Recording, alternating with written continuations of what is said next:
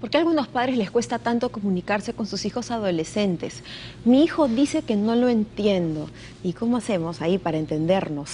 Eso es lo que nos van a explicar hoy día Adelaida Noriega, que es psicóloga y docente. Buenos días, Adelaida. Buenos días, bienvenida. ¿cómo estás? Y también estamos con Luis Guerrero, que es educador. Buenos días, Luis. Bienvenido. ¿Cómo estás, Cecilia? Gracias. Bueno, el tema pues con hijos adolescentes siempre es un tema, ¿no? Un tema en sí mismo. Es difícil, es muy difícil, es muy utópico llegar a pensar que uno va a poder tener una comunicación fluida y buena con un hijo adolescente. No, a mí no me parece que es una utopía. Es posible. Totalmente posible, sí, definitivamente sí es posible.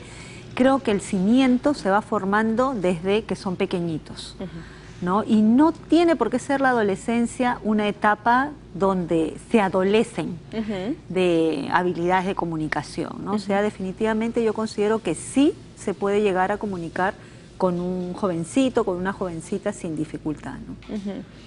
Ahora, ¿qué pasa si es que a veces sucede, ¿no? Como madres, como padres, tenemos varios hijos. Con algunos somos más afines que con otros, ¿no? ¿Qué sucede si este hijo es totalmente diferente a nosotros y se maneja en otros códigos? ¿Cómo logramos entrar en su mundo para poder comunicarnos con él? El respeto creo que es el primer paso, ¿no? El respetar su espacio, el respetar sus tiempos también, ¿no? Y los códigos hay que homogenizarlos. Yo pienso que si las normas están bien establecidas, y entiéndase por norma no imposición, sino una norma consensuada, si las normas están establecidas, no debería haber dificultad, ¿no? ¿Y desde qué edad se debe consensuar las normas? Porque, ojo que, bueno, estamos hablando, claro, de hijos adolescentes, pero vayamos también a la preadolescencia, a la pubertad, cuando son todavía, digamos, 11, 12 años, más o menos, que están todavía aprendiendo a ser responsables, ¿no? Claro, o sea, tu pregunta es muy buena, ¿desde qué edad se debe, ¿no? Mira, si tú desde pequeñitos les has establecido bien las normas, ellos ya adquirieron el hábito y la disciplina, que es la base, definitivamente, ¿no? Entonces, cuando llegan a la adolescencia, no es que vamos a discutir la norma, porque la norma es norma, y la norma se ha hecho para cumplirla, sin dudas ni murmuraciones, ¿no? Sin embargo, lo que se puede realizar ya con un jovencito, con un chico adolescente, es el lidiar un poco con tiempos, por ejemplo, que es el dolor de cabeza de los papás, ¿no? Porque el adolescente ya siente que tiene totalmente independencia, ¿no? Y como que no entiende muchas veces. Quiere, ¿no? Por supuesto, la quiere, y sin embargo no necesariamente va a adquirir esa independencia sin tener en cuenta las reglas que hay en casa. Si no han habido reglas desde un inicio, ahí estamos en problemas. Ahora, pero los chicos, los adolescentes, muchos de ellos tienen la idea de que las normas se han hecho para romperse. Las reglas se han hecho para romperse. Los adultos también piensan eso. Muchos. Sí, que se quedaron atascados. Yo tengo la impresión que nuestros hijos pueden llegar a la adolescencia y pueden hacerse adultos y seguir siendo unos perfectos desconocidos para sus padres. Creo que la comunicación genuina con un hijo adolescente sí puede ser una utopía, si es que el padre o la madre siguen practicando con ellos el mismo tipo de comunicación que cuando eran chicos, es decir, adultos enfrascados en su propio mundo, metidos en sus propios problemas, ¿no es cierto?, muy importantes, ¿no? Adultos muy ocupados y que asumen que criar consiste en darle a los chicos la atención a sus necesidades. Entonces ya tienes colegio, acá tienes la comida, tienes una buena casa, te compré todos los libros, ¿qué más quieres? Y las experiencias que los chicos van a vivir, recordemos cuando éramos adolescentes nosotros, la infinidad de cosas que vivíamos nosotros en el colegio o fuera del colegio y que no le contábamos a nuestros padres. Entonces, ¿cuánto mundo hay escondido detrás en el alma de un adolescente al que el adulto no llega? Porque la mamá está pensando en sus propias ocupaciones, en su falta de tiempo, en el papá que ya va a llegar, y el padre en los problemas del trabajo, en su necesidad de disiparse cuando llega a la casa. Y luego pensamos que el problema de incomunicación, es porque el chico está en la adolescencia. Sí, totalmente cierto. Totalmente Muchos padres estarán haciendo un poquito mea culpa, sí. Sí. Ahora, hay una pregunta que también se le hice a Adelaida, que es cuando el chico es extremadamente diferente, ¿no? Claro, Adelaida dice, hay que tratar de limar esas diferencias, acercarnos a ellos, pero acuérdense que, digamos, acercarse a una persona diferente implica rehacernos, ¿no? Reinventarnos. ¿De qué manera se puede lograr esto? El problema que tenemos en general los seres humanos es esta terrible dificultad para aceptar que la gente es distinta una de otra, ¿verdad? Aún entre los adultos, a veces nos enojamos cuando nos encontramos con alguien que piensa distinto a nosotros o tiene una costumbre distinta a la nuestra. Puede no gustarnos, pero de ahí, digamos, a descalificar la persona, a censurar la persona, a excluir a la persona, es una línea que cruzamos con muchísima facilidad.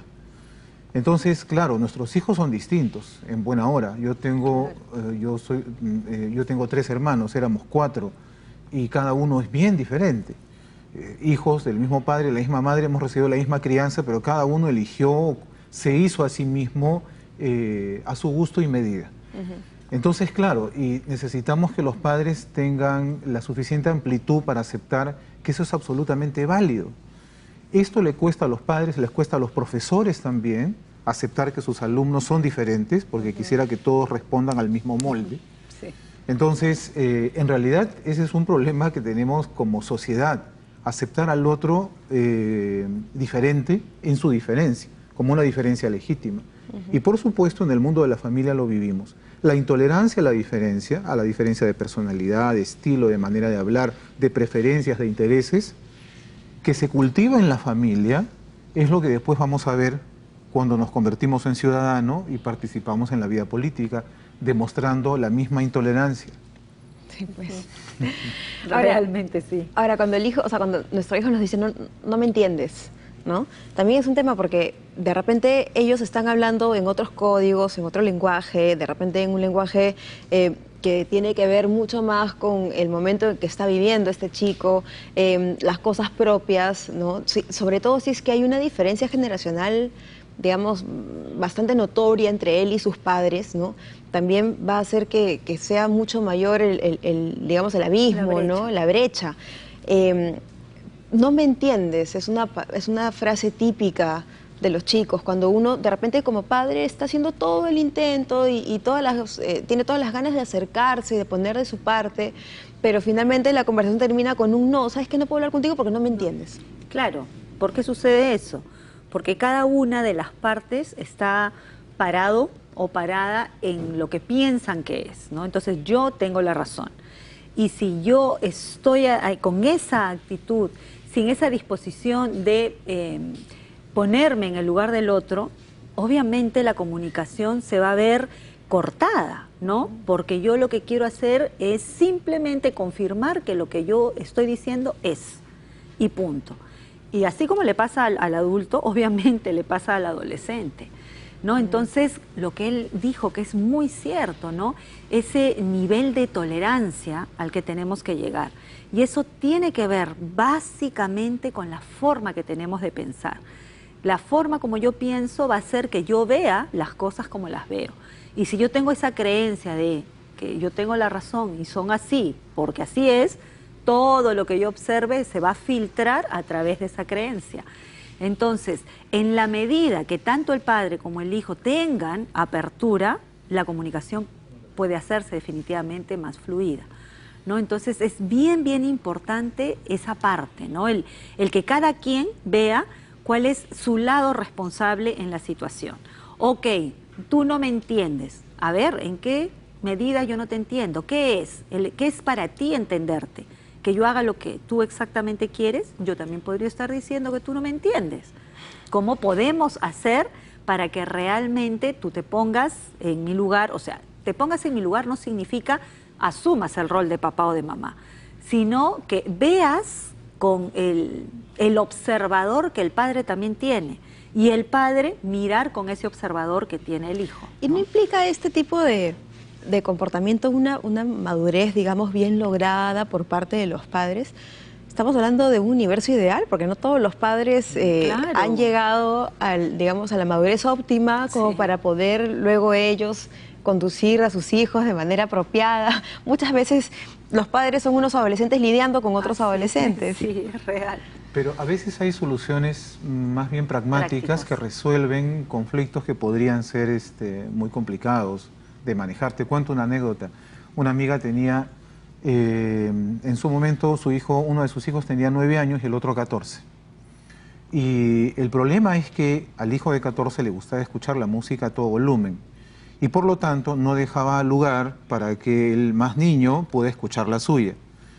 Me dice, he intentado explicárselo de 1000 formas, ¿no? No me Que entiende. ponga el volumen más bajo o que un día lo deje escuchar a él y otro día escuche, no me entiende. Entonces le digo, pero no hay nada que entender, le dije.